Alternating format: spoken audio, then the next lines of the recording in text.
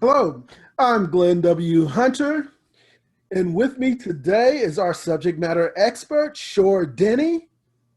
And we are here to talk about today the three C's of social emotional learning: community, communication, collaboration. Today's topic is inclusion and diversity today.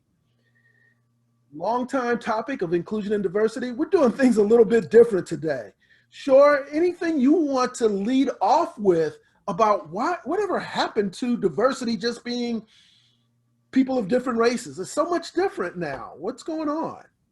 Well, I think that we have a lot more rights now, and more people are being able to consider themselves. So that brings on more cultures, actually, is what we're talking about, or additional cultures.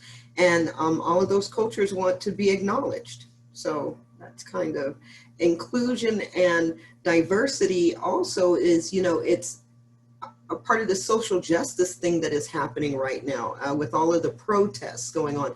Black Lives Matter movement happening is really the reason that we're even talking about inclusion and diversity right now on our show. I think it's ironic that, as we become more inclusive or diverse and we're striving for that, seems like we're getting more ingredients in the stew, and yet we're still wrestling with some of these fundamental concepts.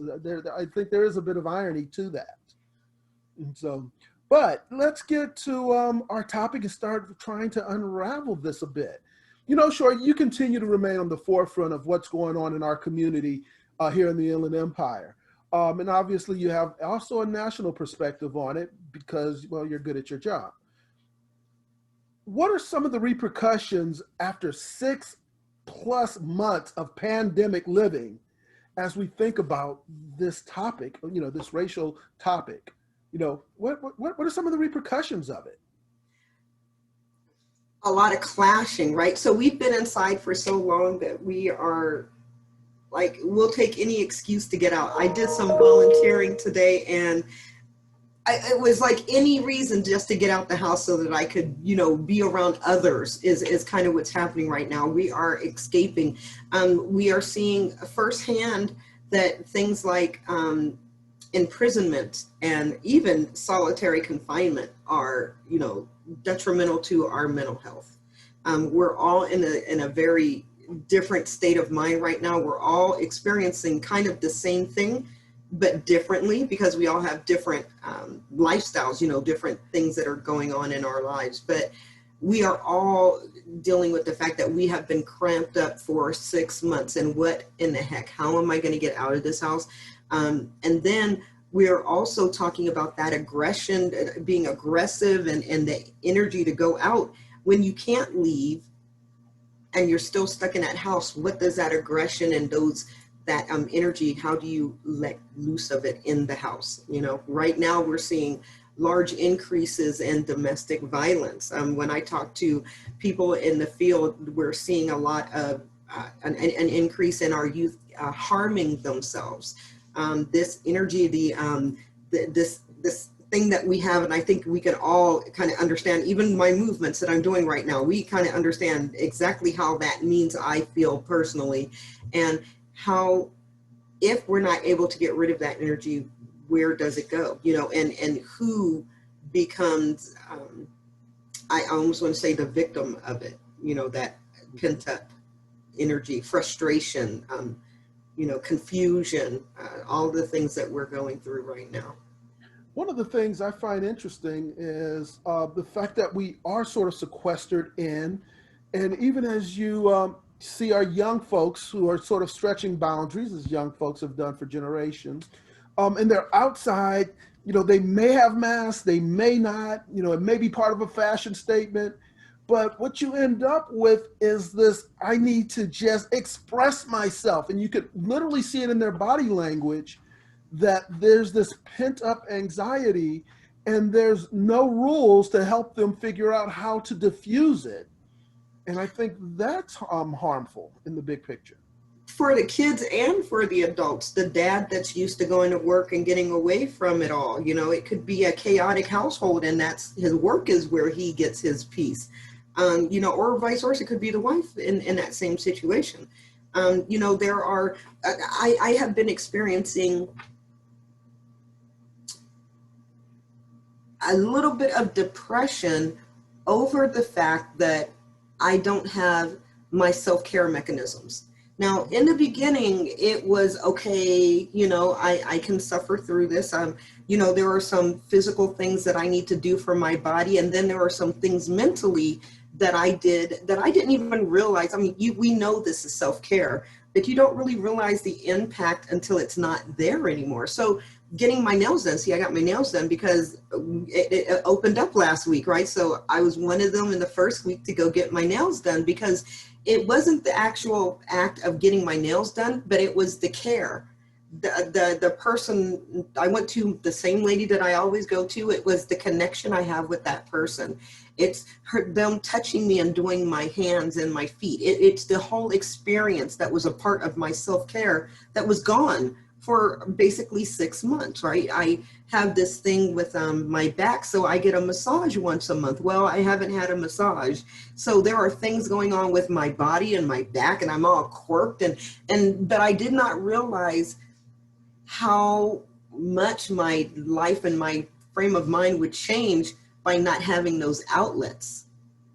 So compound that, say it's all of us. Say there are 4 people in a household and none of them got to get any of their self-care, over the last few months. That is also on top of everything of wanting to get out, the fact that we're not being cared for in a manner that we're used to. And without those coping mechanisms that we had in place, what are we doing now? How are we coping with those tensions now? And I think that part of that is people are trying to process it, realize we're still a very diverse community. And, from an age perspective and obviously ethnicity, language, etc. I think what we're seeing is this pent up anxiety exploding in aggression. And again, this isn't necessarily an Inland Empire thing. This is something we're seeing national. As more groups are appearing on the social unrest landscape, bringing it back home, what can Inland Empire families do to protect themselves from the potential of this violence that seems to be re-escalating?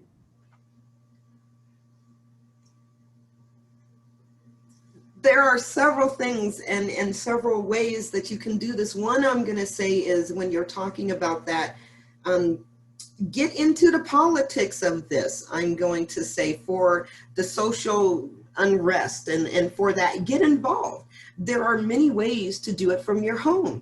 Phone banks, you can get involved with different writings. They're doing postcards that are getting mailed out. There's all kinds of ways that we can help with social justice individually within our communities. And I would say get involved, again, virtually. And that's an outlet that you can do. Another thing to do that's coming into the household is breathe. Make a section in the house, each of the people that live there, make a section in the house that, if you can, if it's possible, that is their section. It can be a corner, right? It doesn't have to be a whole room. It can be a space where a little desk fits, that a person can have their own space and give them their space when they go there. And let everyone have that, because sometimes it could be the lack of space, that lack of peace of mind that we used to have that we now do not have at all in our days as they continue on. So it would be finding that place for you. Another thing would be to, when everybody feels like anybody feels like they're starting to get irritated and get upset, for them to take the step back and breathe deeply and breathe. I go through the exercise of breathing out the negative and have everybody that's in the situation do it at one time. Do it together. Don't walk away to breathe. Breathe with them. Say, breathe with me. Let's breathe together, because then you'll both breathe. It brings kindred spirits together. It shows you all that you're all working through this together. And that no one is mastering mental health around here. There is no mental health master. There are people that have more knowledge than others, but still it comes into action. I can know everything. If I don't use it, what good is that? So it's using these skills together and putting them in as new coping skills to replace the ones that we are missing. No, I like the idea of that geography that you pointed out, and not to disparage the other ideas. I think they were all incredibly credible, but I think that that idea of having that safe zone, just to put another vocabulary word to it, I think is healthy in the sense that that individual, regardless of generation, now has barriers, because it seems that barriers are being removed systematically and culturally. You know, am I at home or I'm at school? All of it blurs in right now. You know, am I a parent or am I a child when you have multi-generational households? So I think that idea of safe zones are just simply outstanding. And I think that's something that we would do well to embrace. And under the umbrella of inclusion and diversity, I think it's actually multicultural. People want their Definitely, definitely. You know, I mean, there's a long list of things that we can do to protect ourselves. We can, as far as geography goes, make sure that you separate your work from your home. For all of the people that are continuing to work from home, so that you have that separation and you don't get fatigued with work because that's all you're doing and it's your whole living space. So, you know, isolate work to one place, you know, and then you have the rest of the house to be able to be home in and to be whatever character you need to be, the mom, the dad, the aunt, the babysitter, you know, whatever it is that you are at that time, the tutor, you know, away from the work. Indeed. Wow. So as we talk about what's happening inside our homes, let's get back outside of our homes and looking at a little bit more community and a little bit more broad. You know, one thing that we've learned societally is that violence and social unrest, that is part of our current life experience. Turn on the TV, turn on the news, get your favorite website. We can't avoid it.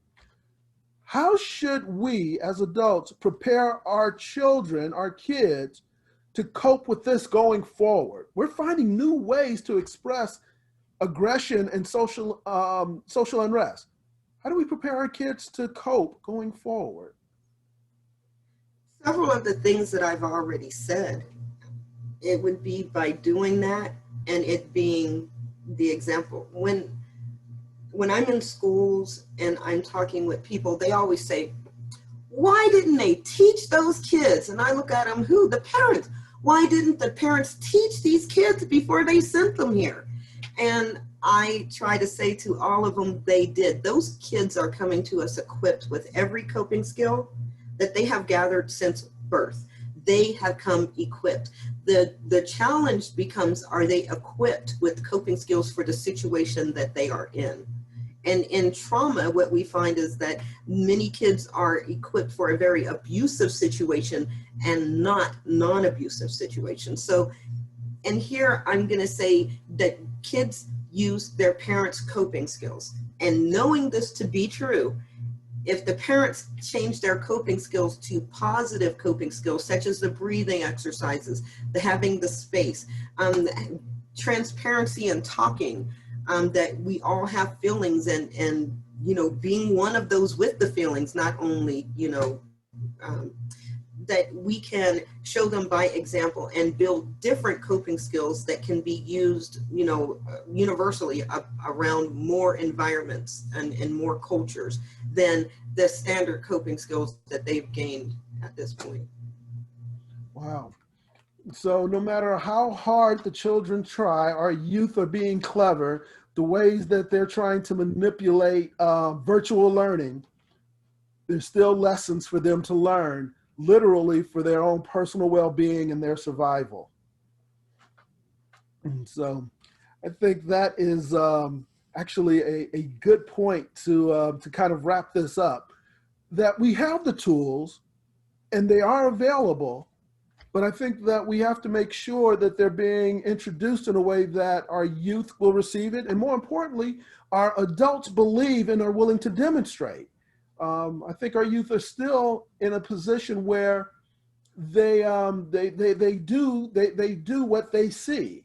I can't follow your instructions because your actions are too loud. Right? The decades of do what I say, not what I do are gone. I mean, that's not working anymore. So, Exactly. So as we're winding up, sure, any parting shots with regards to inclusion, diversity, the three C's, or just creating a more civil society in the constrictions we're under today? Any final I'm going shots? to say to everyone to build a bridge that this is a time like no other time in history where we have more non-people of color on our side fighting for equality, inclusion, and diversity.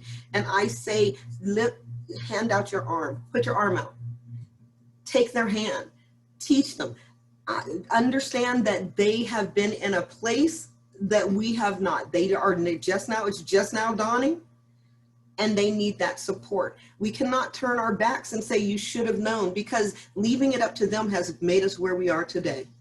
Let's take some time, take some patience and love, and extend our hands as a bridge to our non-people of color so that they can understand that we are just like them, because unfortunately many of them don't understand that. And so that they can understand that we are one nation and one people, and that, you know, we're here with love. So my whole point of inclusion is that we all need to work with each other. There's nobody that knows anything more than any other. We all have a lesson to learn, even in the history, and as it's being brought to us. Take the time to get the lesson and to build the bridge. Wow. Inclusion, diversity, these are part of our reality. Community, communication, collaboration, the three C's of social emotional learning. These are some of the tools, dare I say, weapons that we have to use to defend our quality of life. Sure, any parting shots, anything else you want to tell them about the three C's of SEL and the great work you're doing at Community Now? Nope, just go to our website, www.communitynow.info, and you can give us a call at 951-413-6587. That's about it. Once again, I'm Glenn W. Hunter, and with me as always, Shor Denny, our subject matter expert. And in conclusion, I'd like to emphasize to all, please be safe. Thank you.